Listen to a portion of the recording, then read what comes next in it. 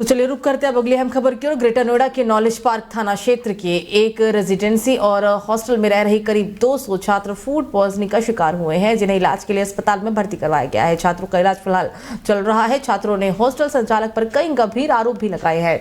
छात्रों का आरोप है कि हॉस्टल में गलत खाना परोसा गया था। कोतवाली नॉलेज पार्क पुलिस का यह भी कहना है कि फिलहाल मामले की जाँच की जा रही है और 8 मार्च की शाम को छात्रों ने भोजन भी खाया था, जिसके बाद उनके पेट खराब हो गए। सभी छात्रों को नजदीकी अस्पताल में इलाज के लिए भर्ती कराया गया। फिलहाल सभी छात्रों का इलाज जारी है और हालांकि इस दौरान छात्रों ने जो हॉस्टल संचालक है उसके ऊपर कई गंभीर आरोप भी लगाए हैं। ये पूरी घटना आपको बीते शाम की बता रही हैं।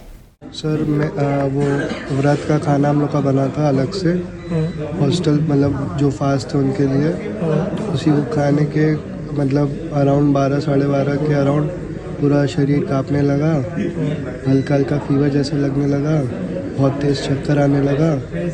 फिर उसके बाद वही मतलब कि इमरजेंसी पे हम लोग यहाँ पे एडमिट हुए तुरंत, और जितने मेरे रूम में थे बाकी 2 लोग और थे वो भी एडमिट हुए। कुछ को ज़्यादा वॉमिटिंग वगैरह सब कुछ हुआ। तो कुछ नहीं, रात को खाना खाया था करीब 9 बजे के आसपास। उसके बाद 10 साढ़े 10 बजे से चक्कर आने लग गए थे, तो मैं तो जाके सो गया था।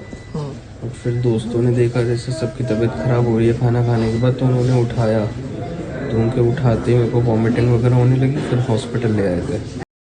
टोटल नंबर ऑफ पेशेंट जो बच्चे यहाँ पे आए हैं स्टूडेंट, वो ये यहाँ पे जो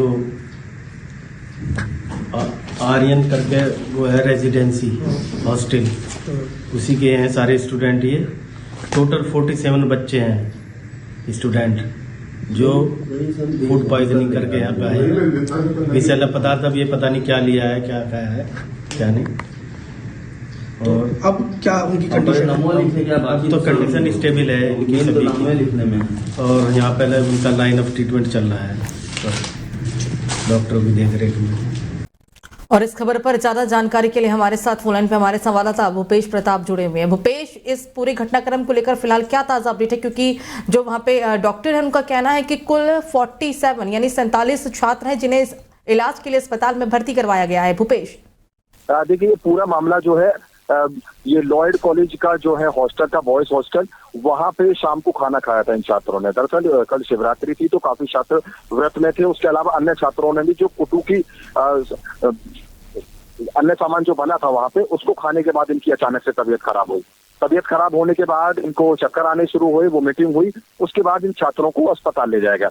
और ये मैं आपको बता रहा हूँ लॉयड हॉस्टल का मामला, लॉयड बॉयज हॉस्टल का। इसके अलावा एपीजे एक हॉस्टल है, वहां पर भी छात्राओं की तबीयत बिगड़ी। अब कुल मिला के 100 से ज्यादा छात्र और छात्राएं हैं जिनकी तबीयत बिगड़ी है। आनंद फानंद में सभी को कैलाश अस्पताल, यथार्थ और जिम्स अस्पताल और बैक्सन अस्पताल, यानी 3 से 4 अस्पतालों में इन्हें एडमिट कराया गया है। इनमें 3 छात्राओं की जो तबीयत है वो काफी नाजुक बताई जा रही है। एक छात्रा है जो जिसकी स्थिति काफी नाजुक है।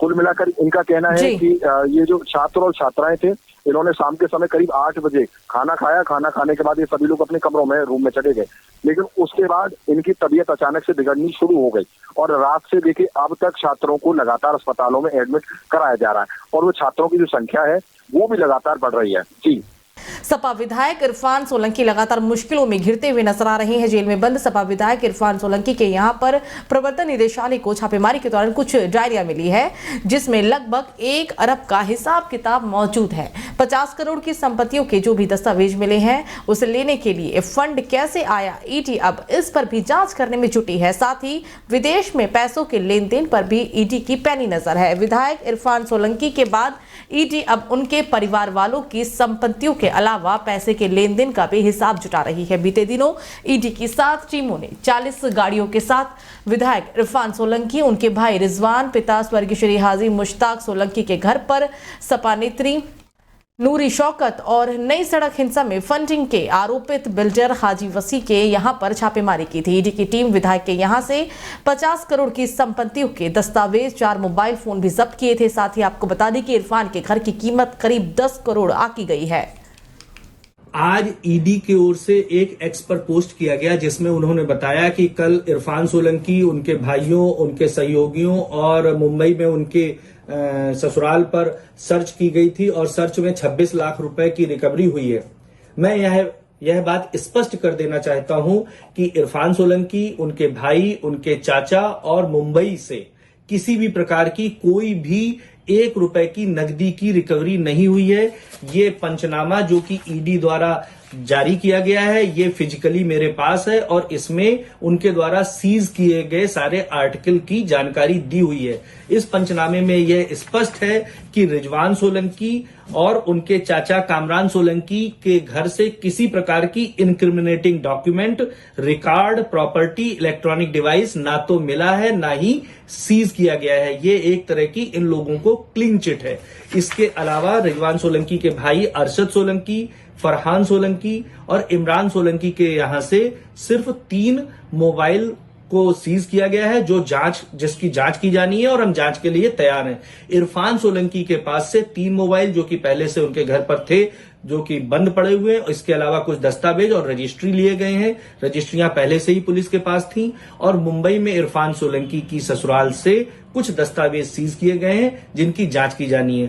तो ईडी को अपनी पोस्ट में, अपनी प्रेस नोट में यह क्लियर करना चाहिए कि 26 लाख रुपए सोलंकी परिवार से नहीं, जिस भी व्यक्ति से रिकवर हुआ उसके बारे में। तो कांग्रेस ने उत्तर प्रदेश के लिए वरिष्ठ नेता अविनाश पांडे के संयोजन में राजनीतिक मामलों और प्रदेश अध्यक्ष अजय राय की अध्यक्षता में चुनाव समिति का गठन किया। कांग्रेस महासचिव केसी वेणुगोपाल ने ये जानकारी देते हुए आज बताया है कि पार्टी अध्यक्ष मल्लिकार्जुन खड़गे ने इन सब के नाम को लेकर मंजूरी भी दे दी। उन्होंने दोनों समितियों के पदाधिकारियों को तत्काल प्रभाव से अपना काम शुरू करने के लिए भी कहा है।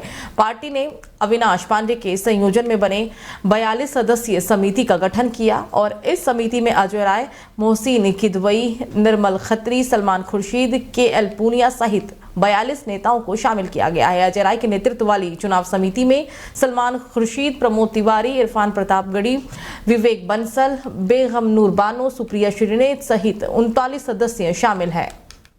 तो अमरोहा के हसनपुर कस्बे में कई परिवार के लोग कुट्टू का आटा खाने की वजह से बीमार हो गए, जिन्हें पेट में दर्द और उल्टी की शिकायत होने पर अस्पताल में भर्ती करवाया गया। वहीं 9 लोगों को इलाज के बाद घर भी भेज दिया गया है, जबकि बाकी लोगों का इलाज अभी भी चल रहा है। बीजेपी विधायक महेंद्र सिंह खड़गवंशी ने पीड़ित लोगों का हालचाल जानने के लिए अस्पताल पहुंचे। फिलहाल बीमार लोगों का इलाज किया जा रहा है। आज हम यहाँ हॉस्पिटल आए, ये सूचना मिल रही है कि आज भंडारे लगे हुए थे। भंडारे में कोई पकौड़ी उकौड़ी खाने की वजह से चक्कर उक्कर जैसा महसूस हो रहा है। तो बाकी बीपी उपी पल्स ठीक है, कोई दिक्कत नहीं है। डॉक्टर साहब हैं, एचओ साहब है, मैं मौके पर हूँ। ऐसी कोई दिक्कत होगी तो दूसरे सेंटर, हायर सेंटर भिजवाया जाएगा। बाकी सब ठीक है। ये चक्कर हो रहा है, पता नहीं किस कारण हो रहा है, इसकी जाँच करा रहे हैं। तेल की वजह से हो रहा है या आलू की वजह से हो रहा है या आटे की वजह से हो रहा है, जैसे क्योंकि सब खाली पेट से व्रत में खाया है तो कहीं ना कहीं कोई ना कोई प्रॉब्लम किसी सबको हुई है। अंदाजन कितने लोग बीमार होंगे? लगभग है 1 दर्जन के करीब।